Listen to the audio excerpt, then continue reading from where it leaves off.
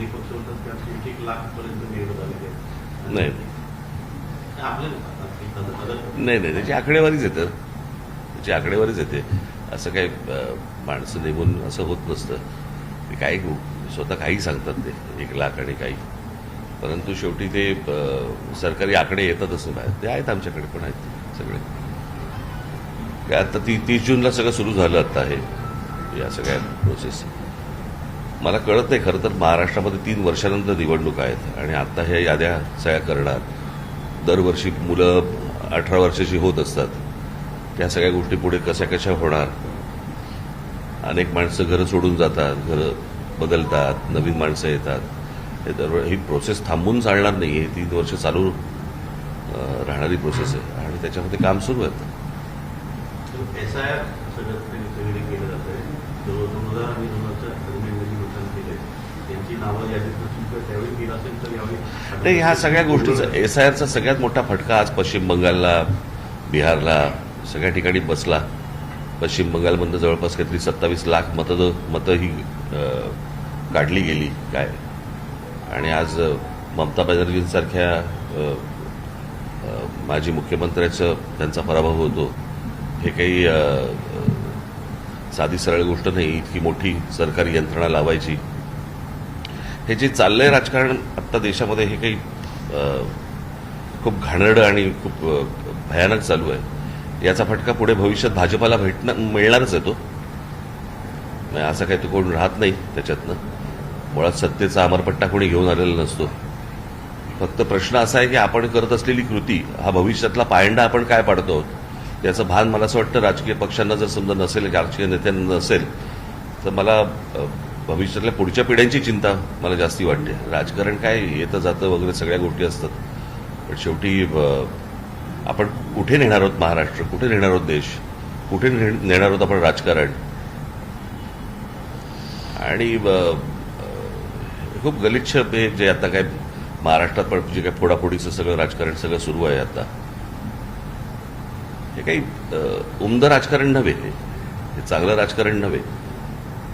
उद्या सत्ता गेल्यावरती या अशाच प्रकारच्या गोष्टींचा भारतीय जनता पक्षालाही त्रास होईल.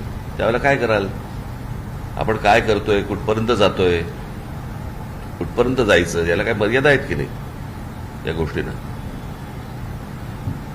काय आहे, मी तुम्हाला एक गोष्ट सांगतो. मी अनेकदा आमच्या लोकांना मी सांगत आलो, ज्या वेळेला आजपर्यंत जगात एखाद्या सत्ताधाऱ्यांनी त्यांचा विरोधक अथवा दुश्मन म्हणता येत नाही पण दुश्मन विरोधक ज्या वेळेला संपवलेले आहेत त्या वेळेला त्यांच्यात विरोधक आणि दुश्मन तयार झालेले आहेत आणि त्यांनीच त्यांना संपवलेलं आहे. ही प्रक्रिया भारतीय जनता पक्षामध्ये सुरू झालेली आहे.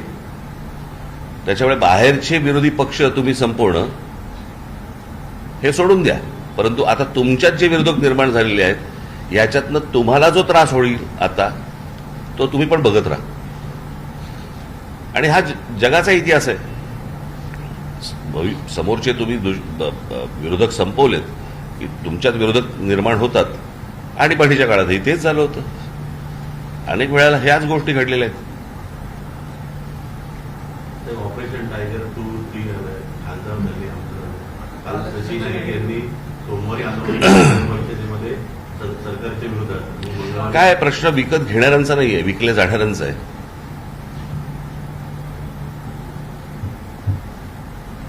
हो की नाही. आता देहविक्रीला जर समजा हे तयारच असतील तर गिराईक आहेतच. आणखी 14 आमदारांनी ते घाणेरडं चालू आहे मुळात. हे कुठच्या प्रकारचं राजकारण सुरू आहे आणि हे मला असं वाटतं यामध्ये लोकांमध्ये जर समजा तुम्ही जाताच, पत्रकार म्हणून जाताच, लोकांमध्ये संताप आहे या गोष्टींचा.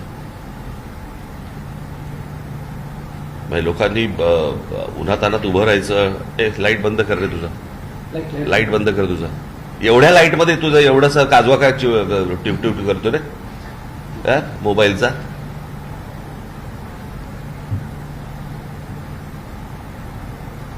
काय बोललो तुम्ही सर. हा, हे काही चांगलं राजकारण नाही चालू आहे. आणि याचा भविष्यात आत्ता जे काही भारतीय जनता पक्ष पायंडे पाडतंय काय हा मी मागे पण म्हटलं होतं की ते आपण पत्त्याचा बंगला करायचं ना पूर्वी पत्त्याचा, तसा हा उलटा आहे. त्याच्या खालचा जो पत्ता आहे तो नरेंद्र मोदींचा आहे. तो एकदा सटकला की सगळं कोलॅप्स आहे. कळलं का? आज ठीक आहे, ते त्याला तुम्ही भक्त म्हणा, काही असतील गोष्टी, परंतु जे काय आज टिकून आहे ते नरेंद्र मोदींवरती टिकून आहे, या बाकीच्यांवरती नाहीये. आणि अशा गोष्टींमध्ये तुम्ही ज्या प्रकारचं भयानक राजकारण करतात, खेळतात, हे त्यांनाही अंगाशी येणार आहे. ते महिला आरक्षण बिल आणि इलेक्शन हे पहिलं एक ते कोणासाठी सुरू आहे, कोण करतंय याच्या मागे, कळलं का? हे सगळं अमित शहाचं राजकारण सुरू आहे. मी मागे आता माझ्या भाषणात म्हटलं नाही का, आता शिवसेनेचे 6 खासदार फोडले, भाजपमध्ये का नाही गेले? टीएमसीचे 22 खासदार फुटले, वेगळा गट का केला?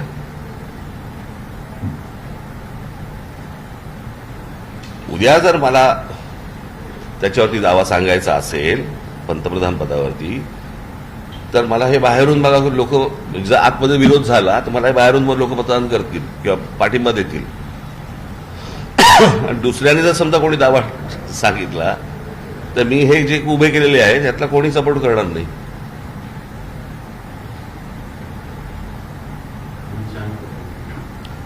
नाही, मी मगाशी म्हटलं ना, ज्यावेळेला तुम्ही समोरचे ज्यावेळेला विरोधक संपवता त्यावेळेला विरोधक हे तुमच्या दुश्मन तुमच्यातच तयार होतात. ते चित्र आता तुम्हाला महाराष्ट्रात आणि देशात सर्व ठिकाणी तुम्हाला दिसेल, अगदी खालपर्यंत दिसेल तुम्हाला. बेधुंद सत्ता ज्या वेळेला येते त्यावेळेला माणसं अशी वागायला लागतात.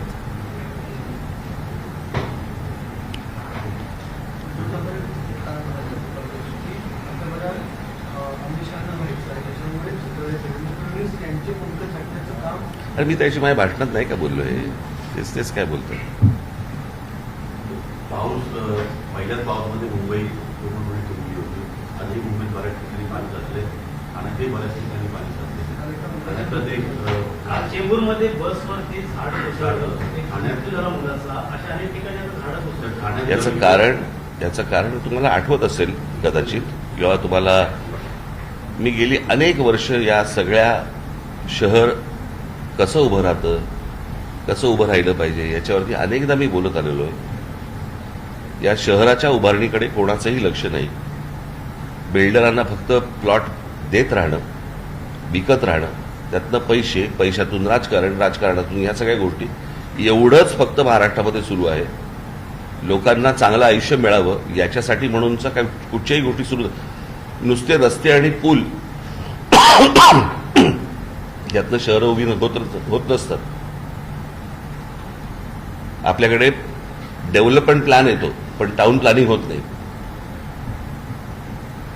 आणि त्याच्यामुळे कुठेही रस्ते बांधा, तर किती उंचावरती बांधताय, त्याच्यात पाणी कसं जात आहे, वेगळाच विषय आहे. त्याच्यावरती मी तुम्हाला एक तासभर बोलू शकेन. अख्खा कोणाचं लक्षच नाही हो. फोडाफोडीचं राजकारण, राजकारणाचा पैशामधनं राजकारण, एवढंच फक्त सुरू आहे महाराष्ट्रामध्ये आणि देशामध्ये. निवडणुका. येणाऱ्या काळात सिमेंटच्या जंगलातच आपल्याला राहावं लागेल का? आता कुठे राहताय? नाही, आता कुठे राहताय? वाढत चाललेलं आहे. मग आता कुठे राहताय? कुठे आता तुम्ही?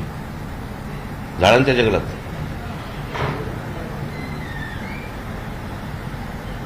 कारण याला काही आकार उखरच नाहीये, कोणाला माहितीच नाहीये काही. ठाण्याची वेगळी परिस्थिती आहे. दर पावसाळ्यामध्ये किमान 12 ते 15 झाडाची जुनी झाडं आहेत ती पावसाळ्यात पडतात आणि गेल्या 9 वर्षात 90 झाडं पडतील. काय करायचं त्याला?